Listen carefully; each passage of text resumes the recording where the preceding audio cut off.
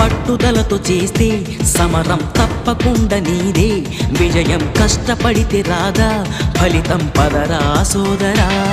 నీ ధైర్యం తోడై ఉండగా ఏ సాయం కోసం చూడక, నీ ధ్యేయం చూపే మార్గంలో పోరా సూటిగా. ఏనాడు వెనకడుగేయక ఏ అడుగు తడబడనీయక, నీ గమ్యం చేరేదాకా దూసుకుపోరా సోదరా.